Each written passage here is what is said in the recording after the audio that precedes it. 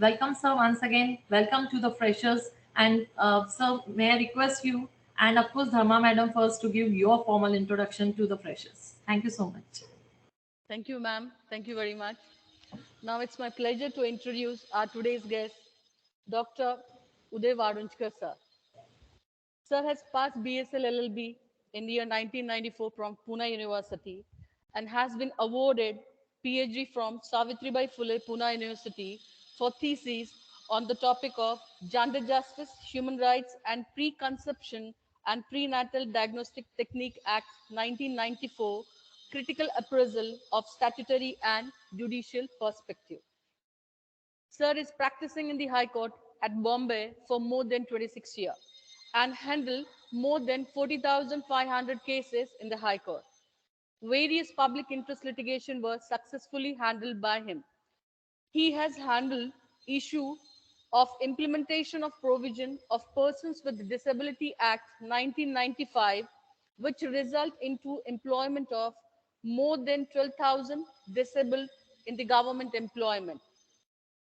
Sir has handled issue of implementation of biomedical waste rules, where Honorable High Court at Bombay was pleased to appoint as a commissioner. He is appointed by the state of Maharashtra as a member of the committee appointed for formulation of standard operating procedure for under Transplantation of Human Organ Act 1994. Sir has participated on 23rd August 2018 as a speaker of Indian delegates in the 5th BRIC Legal Forum held at Cape Town, South Africa, and spoken on the topic of need of establishment of international commercial arbitration center for BRIC member state. Sir has participated and was a speaker in 7th BRIC Forum held online by Russia from 18th November 2020 to 19th November 2020 on the topic of legal regulation of sports and protection of athletics Indian scenario. Sir was invited by Moscow State Law University to speak on sports law. Sir has received various awards. Among them, Sir received award from National Association of Blind India. Sir received award from National Federation of Blind India and recently received award from Trans Asia Chamber of Commerce as a pillar of Hindustani society. Now I request Sir to address the gathering. Namaskar. Namaskar, sir. It's a pleasure to meet all young friends who are on that side.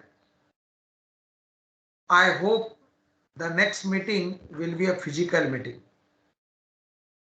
The things are changing, things are improving, and I'm sure that very soon we will be able to have a one-to-one interaction. I have been told that today the number of students who are here are basically from the first year. As a result of that, now I am supposed to share my few thoughts with all of you. Firstly, I must say I am congratulating all of you for taking a very wise decision. I repeat, I am congratulating you for taking a very wise decision, and I'll elaborate why I am saying that you have taken a wise decision to join the law course. The answer is very simple. Take a case that you are a student who has taken admission for the first year of 5 years law course. And if you are a student of a science faculty, then perhaps you may become a doctor, maybe MBBS, maybe BMS, maybe dentist, maybe Unani or whatever. What is that capital investment which is required for the purpose of having own practice if you become a doctor? As compared to the lawyer, the capital investment for doctors is much more. You may say that, all right, I will not start my own dispensary. It is not possible for you to have a practice without starting a dispensary. Then you will have to join some other place as an employee only. If you say that, no sir, I will like to start my own hospital, then the capital investment of the hospital is substantial. All right, let us take an example of a dentist. Even if you say that I wish to become a dentist, even then, after completion of the course, you will have to start a dispensary where again the capital investment is substantial. As compared to the legal profession, you will find that the capital investment in the medicine faculty is substantial.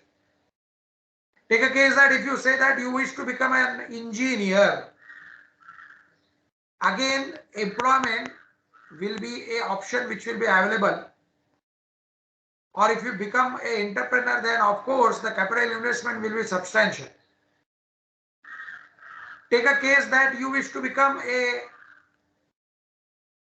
government employee by appearing in the UPSC examination, then we are aware that the demand and supply ratio is such that for years you will have to appear for different exams, and the success, whether yes or no, or whether it will go into the further litigation, that all things will be beyond our control.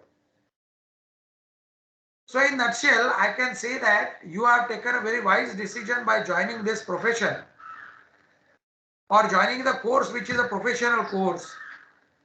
And I elaborate this once again by saying that for this course, the capital investment is substantially less as compared to the other courses. Apart from that, what will be your capital investment? Let us try to consider that. When I became lawyer in the year 1994, my father presented me one black coat, and he said that this is my capital investment for your profession, and in the rest of the life you will have to wear your own coats or jackets from your fund.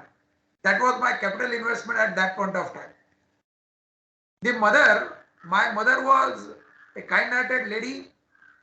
From her own savings, she gifted me a briefcase, which was my initial office at that point of time.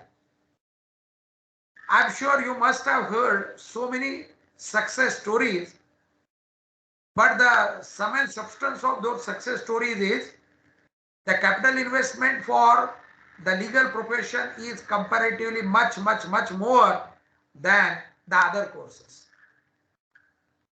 The another reason to congratulate you for choosing this path is this, that you are a person who is supposed to do a little different job. I'll give an example. Who is going to deliver the judgment? You are aware that the honorable judges will deliver the judgment. So are you a judge? No, you are a student of law. So the job of the judge is to write a judgment, to hear the parties. What the judge is going to do? Judge is going to interpret the provisions of the law. Who prepares the law? Legislators are there who are preparing the law. Or for administrative law, then the government resolutions are there which are issued by the ministry, or the circulars from the central government ministries. This is a delegated piece of legislation. So the legislators are doing their job. So therefore, we are not supposed to legislate as an advocate. All right, who is going to write commentary on those laws?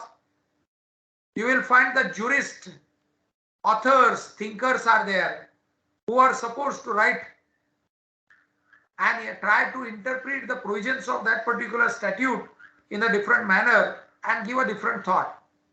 So of course, the jurists or the writers or authors are different than the advocates. Who is going to litigate? The litigant is going to litigate. Who is going to investigate? Take a case that if it is a criminal case, police or any other such machinery which is having a power to investigate, they will investigate that particular thing. What you are going to do? You are going to compile all those things. You will have to understand the facts of that particular case. You will have to find out which legal prepositions and which legal provisions are applicable. You are supposed to do a search and find out what is applicable, and then based on that, apply those facts and the law in the proper manner and present it before the honorable judge. Don't you think that this particular job is different than the other jobs which are there? And therefore I said that I must congratulate all of you for choosing a right profession. There is a one more angle to this. To be very frank, in the near future, the period will be the period of the judiciary. I'll repeat. In the near future, the period will be the period of judiciary. It will be judiciary era. And let me elaborate this. To be very frank,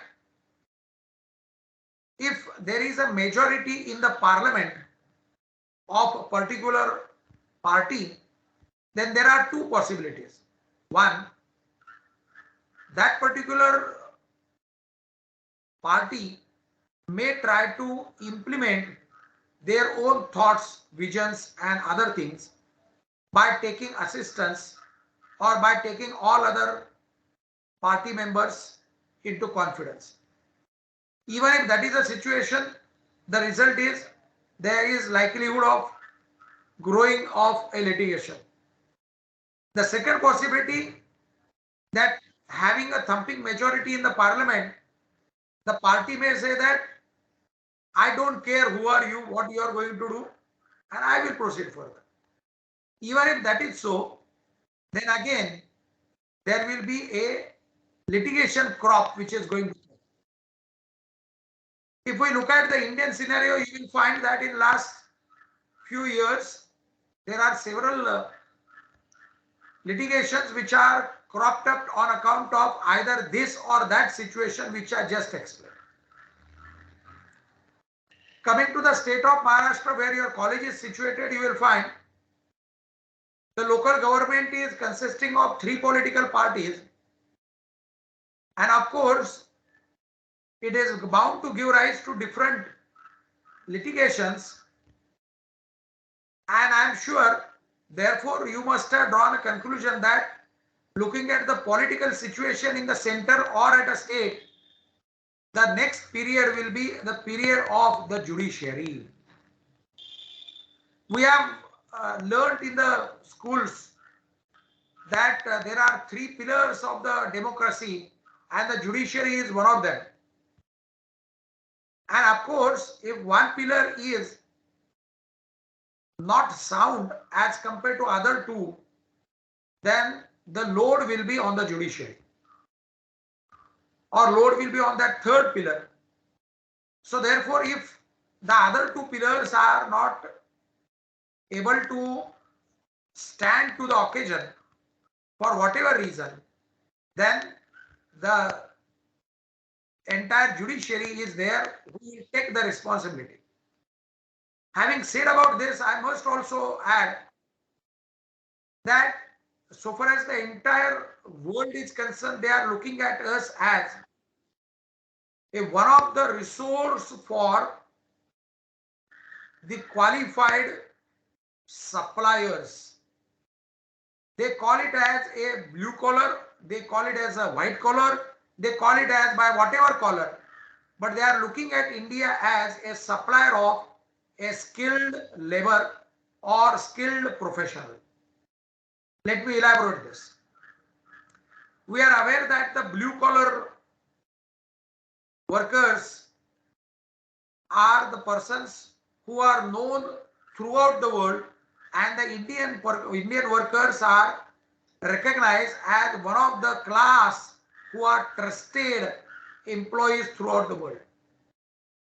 If we go to the Silicon Valley, you will find large number of Indian citizens or Indian persons of Indian origin can be noticed in the Silicon Valley.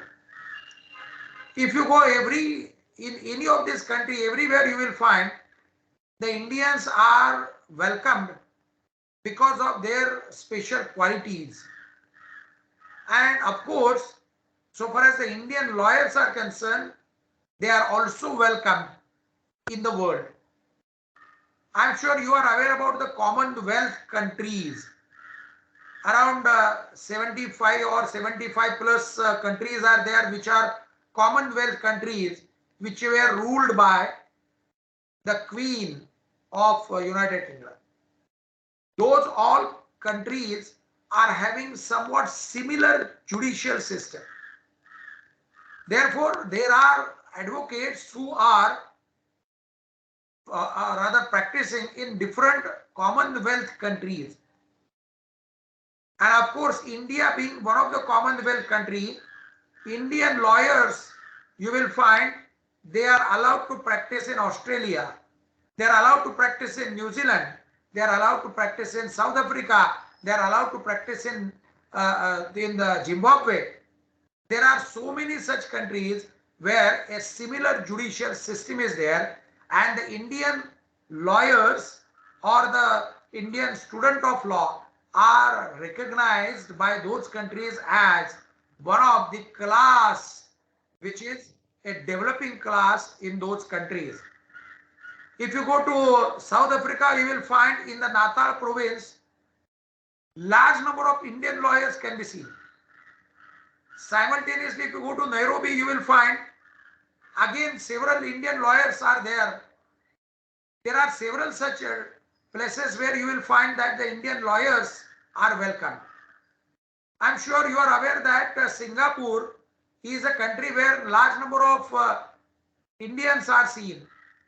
And you will be surprised that the Chief Justice of Singapore Court was a person who was an Indian origin person. There was an occasion to meet and have an interact with the then Chief Justice of Singapore when he came in Mumbai and met our Chief Justice of Bombay High Court, as well as he was felicitated by the University at Mumbai. You will find that even in Australia, New Zealand, Fiji, or even in Thailand, you will find there are persons who are from the Indian origin lawyers who are welcome. You will be surprised if we go to Sri Lanka, the Indian origin lawyers you can find there also, or a Tamilian lawyers you can find at Sri Lanka also. In nutshell, I can say that the Indian lawyers are welcomed in the different countries. You will find that there is a scheme by name Fly In and Fly Out. Means those lawyers can come for a particular case, they can work on that particular case, and no other case they can take, and then they can go back to their country. So Fly In and Fly Out concept is introduced by different countries, and they are welcoming Indian lawyers.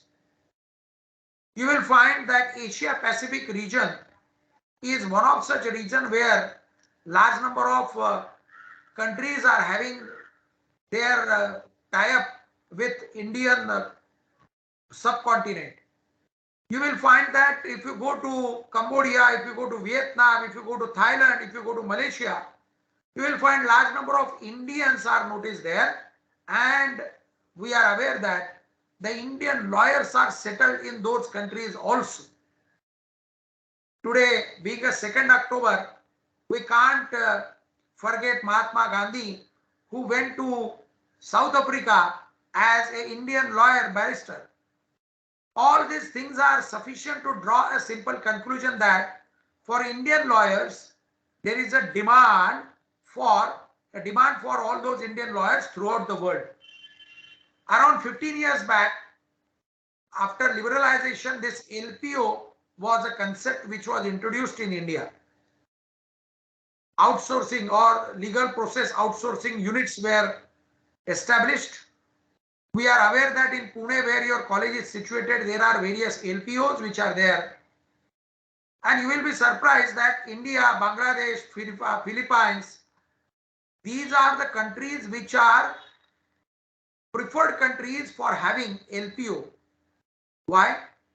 Because they know that the Indian legal brain, they know that the legal brain in the Indian subcontinent is one of the good legal brain, and comparatively that is a cheaper labor for the European countries or American countries for doing the legal research for arranging the briefs in the proper manner and doing a further processing in respect of that legal assignment. The Indian brains, Indian legal brains are higher. No doubt there is no further opportunity with reference to the LPO career, because there may be a stagnation after few years, but despite that, it is a good opening so far as the Indian legal brains are concerned. Having said about this, let me make one more reference. The arbitration is one of the things which is developed all throughout the world, and you will find that India has adopted ancestral model based on which our Arbitration and Conciliation Act 1996 is designed. This particular ancestral model is based on the conventions which have been ratified by more than 100 countries, or rather 150 countries in the world. You will find therefore the arbitration law all throughout those countries, more than 150 countries, is similar. And therefore you will find that once the basic principles of all these arbitration laws is similar, then the practice in the international arbitration becomes much more easier. You will find that that is one of the upcoming or one of the developing field where large number of Indian legal brains are hired. Why? The reason is this, that we are known as a studious legal brain. We are known for our hard work. We are known for our commitment to the work. We are known for our all different other qualities. And apart from that, most important is this, that most of the legal education is imparted in the English language. Most of the investors find it difficult if it is in a regional language, maybe Hindi or maybe other regional language.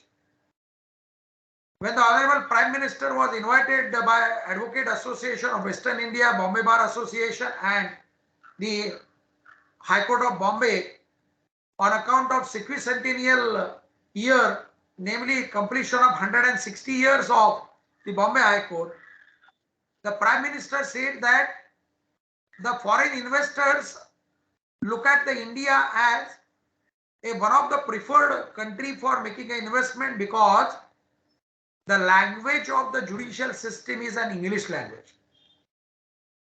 They find it more convenient, they find it more easier, because the legal or the outsourced legal this adjudication process is in the English language. We are aware that Article 348 of the Constitution of India 1950 contemplates that the English will be a language of the High Court and the Supreme Court, no doubt. Sub-Article 2 of Article 348 empowers selection of a local language as the language of that particular High Court. But most of the High Courts have chosen English as their language, and therefore this is also one of the aspects which is to be considered from the perspective of the world investors. Having said about this, we are aware that in last few years, again we are attracting investments from the world. There was an occasion to attend a international seminar at Berlin, which was with reference to the investment opportunities in the Indian legal market. I repeat, They call it as an Indian legal market, though we say that there is nothing like a legal market in India, but it is a profession. We are not the businessman, but the Germans were treating it as a legal market. You are aware that the Germans have made a tremendous investment in the automobile industry, in the mechanical industry, as well as in the pharmaceutical industry also. And they were making a complaint that they need their own lawyers who understand their German language, with whom they are more familiar, with whom they are more convenient, and therefore there was a demand for having a reciprocation agreement between the India and the German so far as the Indian legal market is concerned. They were expecting that the Indian legal market should be opened for entry of the German lawyers, but the Indian government said that no, not now. There was another occasion to attend a conference of Law Asia. Law Asia is one of the organization which is consisting of different countries which are in the Asia Pacific region. This conference was in Australia at Sydney. I heard Australian Prime Minister making an appeal in that conference that the doors of the Indian legal profession should be opened for Australian lawyers, because they are already welcoming Indian lawyers, and therefore they were expecting that a reciprocation should be there.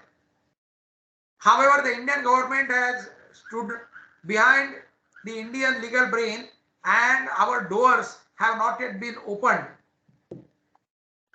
For all those young friends who are on that side, they may note down about this entry of a foreign lawyer in India. There are judgments. Please find out those judgments.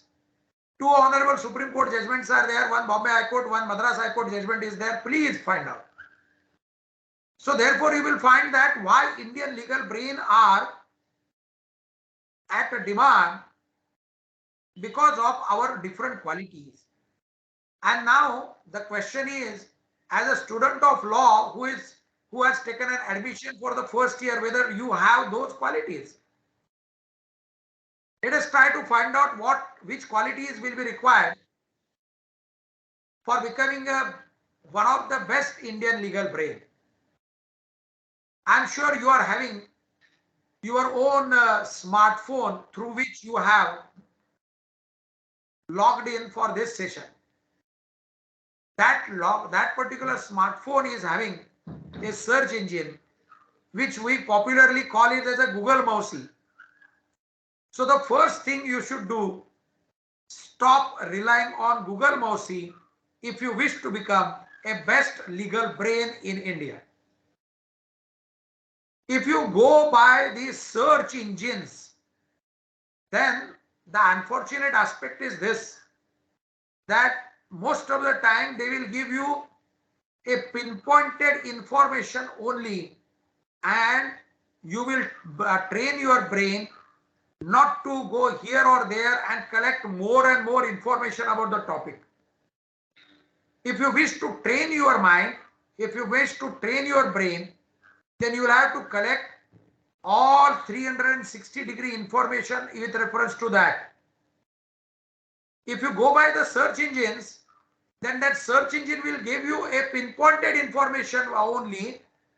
But to be very frank, and you can note my word, in most of the situation, unless there is an innovative thinking, unless there is out-of-box thinking, unless there is some kind of a beyond the framework thinking, the solutions won't come easily. Indians are well known for out-of-box thinking. Indians are well known for thinking beyond that four corner. And the rest of the world is really surprised how you develop this. But this kind of habit you will have to develop from your first year. You will have to go to library. Go to the library and find out different books which are available. You will have to find out what the other different jurists are saying about that. Don't rely on only one author. One author may give you one-dimensional view. You will have to consider the other dimension also. All right, let me give you a few more good examples.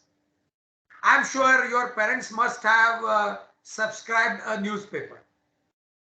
And I hope and trust that you must be reading that newspaper. If no, then for developing your Indian legal brain or sharpening your Indian legal brain, you will have to read newspapers. At least 3 different newspapers you should read. Why? The answer is very simple. The newspaper editorials are governed by the policies of that particular owner group of the newspaper.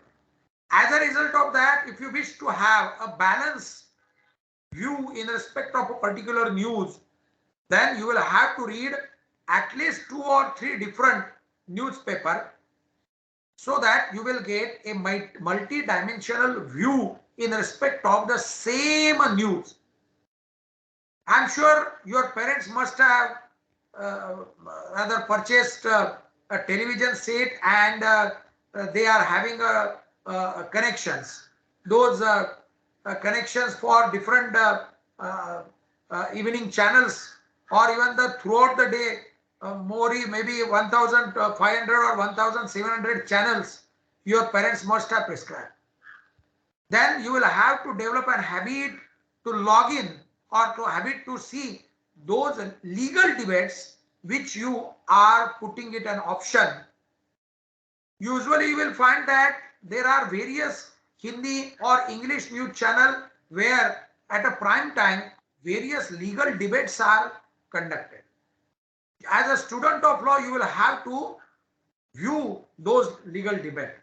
That will give you more and more input. Apart from this, nowadays you are aware that the information is available on the internet. But dear young friends, I must tell you, information is different than knowledge. You will have to choose whether you want info or you want knowledge. If you wish to develop knowledge, then you will be treated as one of the best Indian legal brain. If you wish to collect information only, then I am afraid you may be having an information, but you may be having a data, but unless you digest that, it won't be possible for you to say that you are having a knowledge about that particular field. So the choice is yours. You want information or you want knowledge? And my brotherly advice is that you should have a knowledge in respect of that topic. At this first year, you will come to know that there are different topics in your syllabus, which you may find that why these topics are taught to you. Under the Bar Council of India Legal Education Rules 2008, the syllabus has been framed.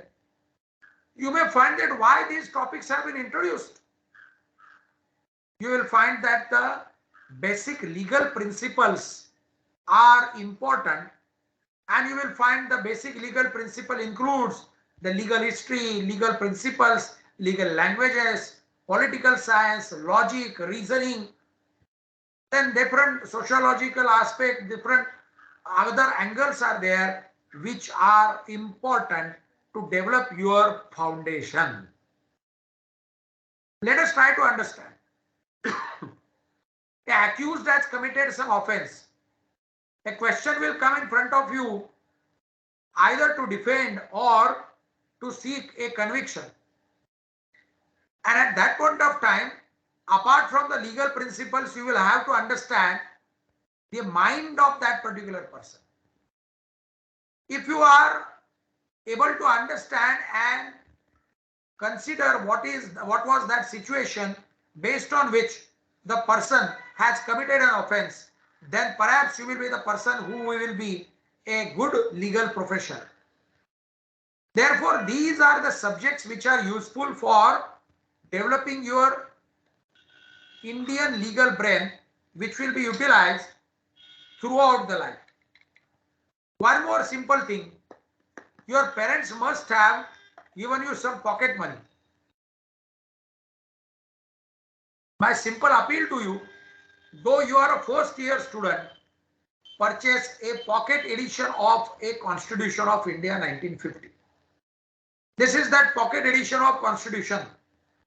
It will cost you less than rupees 1000. But this particular pocket edition is must for all of you. Must. You should purchase this pocket edition and keep it on your table. Because whatever may be the situation, you will have to try to find out answers within the framework of the Constitution.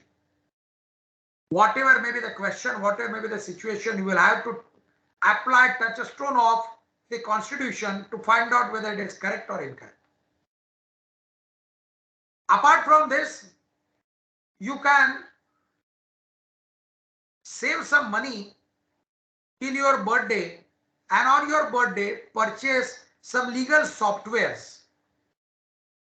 These legal softwares will be useful for your extracurricular activities apart from written exams. Maybe curricular activities also, or even extracurricular. You may go for different types of the softwares which are available in the market for more than, maybe for less than 10,000 rupees also you can get those legal softwares. There you will find different acts are there, different formats are there. You will find the case laws are there. You will find they will give you a latest information also. These are the things which are available, and you should without fail go for this. One more simple appeal. Every month make a point to purchase one book. One book you should purchase. Every month one book is not impossible. Initially you may purchase books in respect of those topics which are prescribed for your syllabus. But every month if you make a point to purchase one book, just consider at the end of 5 years course, namely 60 months, you will have an initial capital of 60 books which will be used for rest of the life. I'll tell you very frankly, when I appeared for my last year examination, the notes which I had prepared at that point of time, I still have those notes. Those are treated as a treasure even today. And every year I realize that something new I am adding, and I am becoming more and more rich. These are the simple tips which are available. Having said about this, let me tell you, as a student of law, if you wish to develop your personality to become a good Indian legal brain, then without fail you will have to participate in all activities. ALL, all activities. ALL, all activities. I'll give you my own illustration. Professor Dr. Jyoti Dharma will recollect. I was a student who had participated in the Rangoli competition also. Why? No doubt. That will also develop your personality. I had won prizes in the Rangoli. I had won prizes in the cooking competition which were conducted in my law schools. Apart from having a elocution, debating, or the moot court competition, all competitions I participated. See, winning a prize or a participation is important. That is a question. According to me, on account of that particular competition, I was making a preparation, and that preparation helped me throughout the life. That is that particular habit which you will have to inculcate. You are like a absorbent as on today. You are a first year child, a baby child. You will have to participate in all activities. Maybe essay writing, maybe elocution, maybe debating, maybe sporting, maybe moot court, maybe legal aid camp, maybe whatever. In all activities, if you participate, I am sure you will be able to develop you will able to shape your personality which will be suitable for a best Indian legal brain.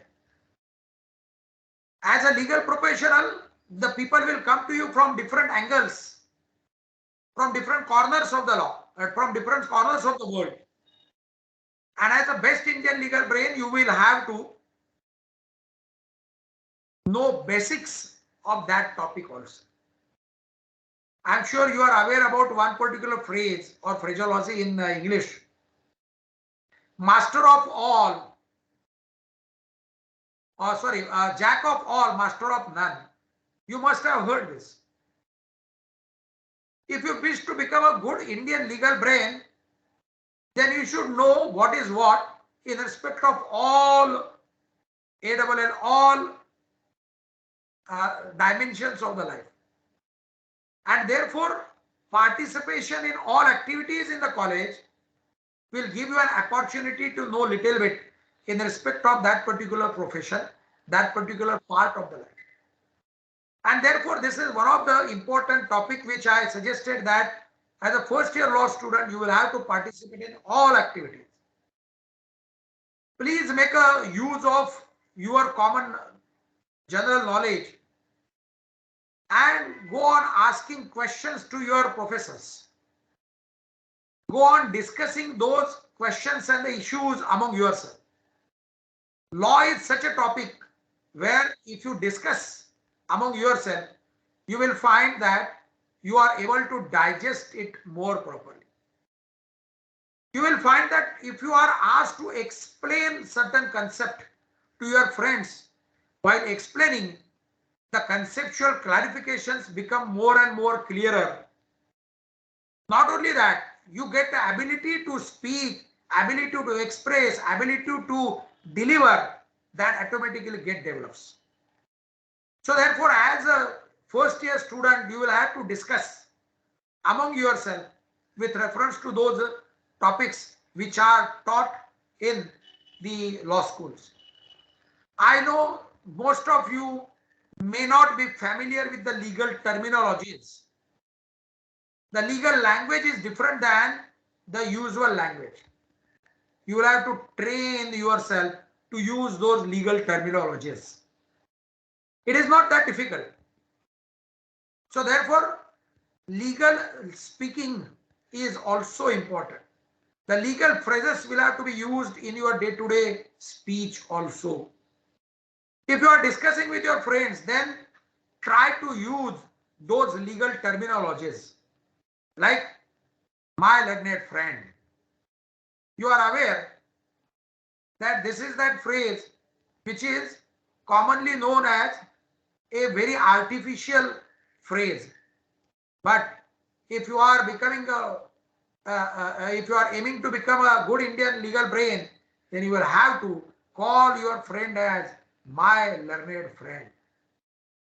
There are several such tips, and I am sure the time may not be sufficient to share all those tips, but for this first year introductory lecture, according to me, this is sufficient for the time being.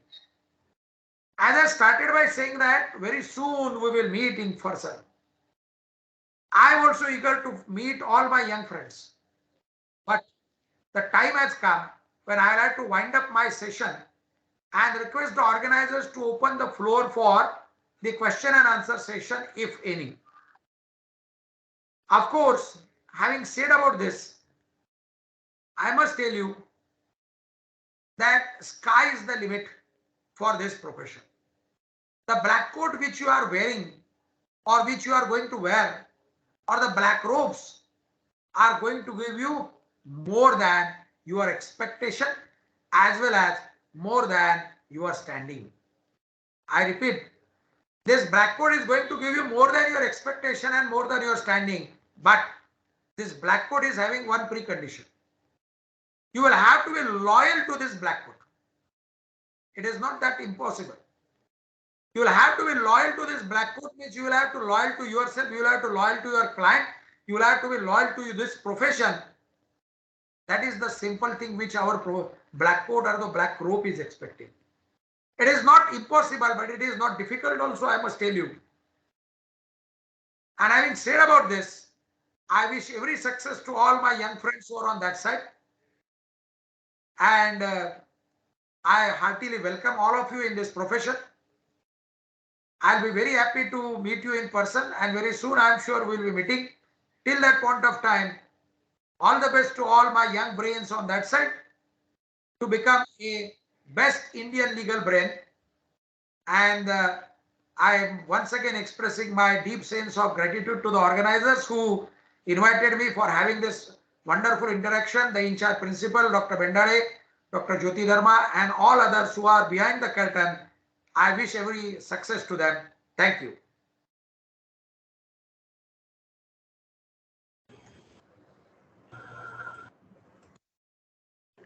Thank you so much, sir. I would request the students, if anyone have any question, to please raise their hands.